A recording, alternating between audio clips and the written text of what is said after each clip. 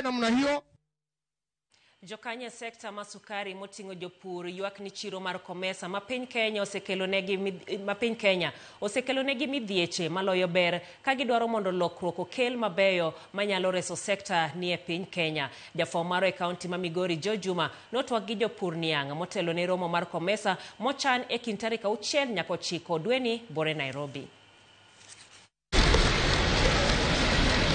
Bedo mar piny kerruokno mar Komesa osebiro ka kelo paro mopogore ne jogo mantie sekta mar sukari e pacho kae.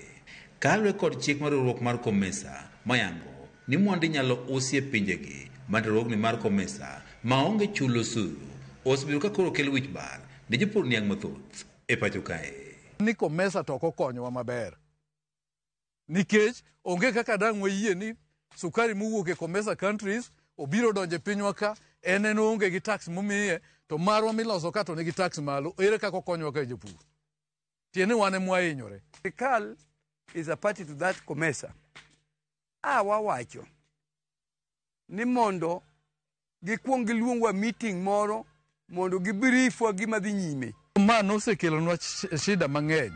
Achiel kuom shida manosebiro ema ne kelo gimiluongo ni late harvesting of cane. Jokany sekta mar sukari to ahinya jopur niang' wani bende sukari manengo gi yot osebiro ka wuok e pinje mantie Komesa kabire pacho kae maonge osuru ma ichulo osinyo jopur niang' nikech nengo mar pur mar niang' e pacho kae konitie malo mokalo. Importation mar sukari ma oko kik donji. President osewacho monuoyo mowacho ni chakre higa moro mabiro kae koro sani wane mwadhi export sukari wan ok wadhi import sukari. To importation no iyudo ka jadek ang'wen manyo kelo sukari go gin magi benefit. To raia makao niang' gitere factory gin gionge ok gi benefit kata chiel.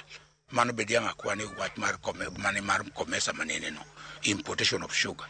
Kata giwacho ni gigeng'o sukari gi pod biro.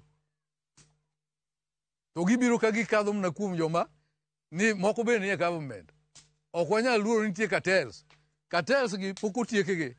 Jagoro marwako ma jopur niang' e bad ma Migori Argueng Sadongo wacho ni chiro mar Komesa osehinyo gi moloyo kony magiseyudo kendo gidwaro mondo lokruok koro oketi ne Komesa ma oting'o keto osuru kuom sukari mowuok e pinjego mag Komesa kabire pacho kae. Kenya kae ndiye monego bed ni gima loso local kae ndi bedo duty free. To mowuok oko to nego ketne gima gichulo nikech gibiro use Kenya waka. To kakoro gik ne wan mwandu mwaloso Kenya ka ni to iketo ne tax mamalo to mowuok oko to tax onge.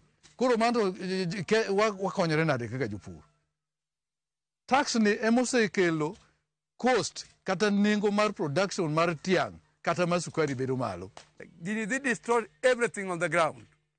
One coca farmers, we are not for it right now. What one is sukari murem ema sirkal okel omanka oko. Jopur niang' wani chiro mar Komesa onego ng'i gik mathoth ma oting'o nengo mar loso mwandu e pinje ma gin jokanyo magi kapok giketo osuru kata golo osuru ne moko mwandugo moting'o sukari. Nikech midhiero makoni kod kocha ma jopur wacho ne gisekale nikech chike mag Komesa gisiro lokruok manyalo konyo pinje kaka mano mar Kenya mondo sekta no mar sukari koro bed motegno. Loso iketo tariffs kata iketo duty kata iketo tax nyaku kungu bede winjruok ng'ama produce sugar cane ma en raw material joge nyaka bedie mesa magi winjo cost of production mar sugar cane chalo nade. Giwachne gigombo ne ni chiro mar Komesa obedo mano mar reso kembego mag niang' e pacho kae mosebiro kod midhiero nikech sukari manengo yot mosebiro kawuok e pinje maoko. Jokanyo sekta mar sukari biro ni gik machal kaka lesen ma ichiwo ne ji madwaro kelo sukari e pacho kae bende koro nyaka ng'i malong'o nikech osebedo katiyo kod lesen gi e yono marach. Licenses migolo kata mana for sugar importation. Joma golo license gi ok wang'eyo ni to gitiyo gi chike mage. Gibedo governed gi chike mage. Nikech samoro ibiro yudo ni the deficit mar sugar ne wan gi 200,000 metric tons. Mane e deficit ma wan gi Kenya. To joma me mondo kel sukari gi ibiro kokelo over 500,000 metric tons. Koro 300 ni eto ng'ama ogolo ne certificate kata omiye license mar kele. George Juma, Ramogi TV, Migori. Jodak ma dho wath ma Missouri osidho